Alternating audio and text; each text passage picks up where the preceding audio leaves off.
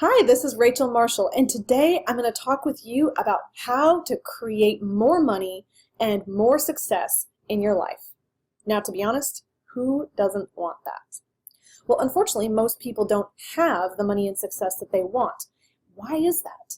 Well, have you ever noticed that most of the time we think, well, if I just had more money, then I could fill in the blank for you. That might be a nicer house, a better vacation. It could be nicer clothes. It could be really being the person and showing up in the world the way that you want to, having the influence and the relationships and the appreciation, the respect that you really are looking for. Now, unfortunately, this comes from a position of limitations and scarcity.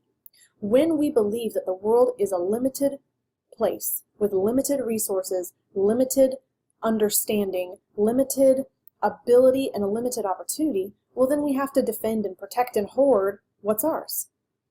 But when we're in a position where we understand that the unlimited nature of the world, that there are unlimited opportunities, there's unlimited genius and ability to create and human ingenuity, that creative opportunities are completely plentiful and abundant in the world. Well, now in that place, we realize that money doesn't just exist, it's created. And it's created by the people who walk in abundance. Well, now how do you walk in abundance and also create more money? So doesn't it seem a little paradoxical that if I start from a place of being satisfied and content and happy and full of life and joy, and I'm overflowing with all of the goodness of life, now isn't it strange that from that place, now that is where I am able to create more money and more success? Wouldn't it seem that, well, if I just am really content, well, then that means I wouldn't attempt anything and I wouldn't step out and I would just stay where I am and be complacent? It's quite the opposite. So when you start from a place of contentment and satisfaction and fulfillment, it's because you know who you are. It's because you know the value that is in your life, and you know that there's nothing that can take that value away. You know that you have a voice. You're not just an echo of someone else's words or someone else's work. And you don't just have to be a consumer. You can now create and produce, because there's a value in your life that if you let that shine out into the world, well, now you're creating and producing more value for more people. So when you start from contentment and fulfillment, now all of a sudden the dollars are not the end goal for you anymore. You realize that the money is something that just comes as a natural result of flowing into and out of your life as you use it to bless and serve other people.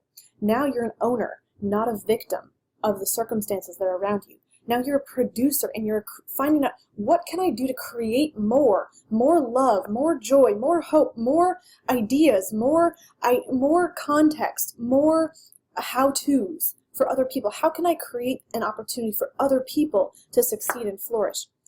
Now, this also comes into trusting. I'm able to trust now. When I start from fulfillment, I can trust more, not just believing that God exists and not just believing that I can do something, but trusting enough to take that step of faith into the unknown and do what I know that I'm not capable of doing on my own strength, but knowing that I have to have something greater than me, something more compelling than me, and I have to really develop the skill and ability that I've been given.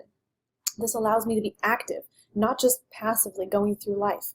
Then I'm able to have this growth mindset to know that I can achieve and accomplish anything that I set my mind to do, because my focus is on creating more of that goodness and abundance in the world. I can be strategic, not just reacting to what comes at me, but I can truly take ownership and responsibility for my life and what I'm producing and creating.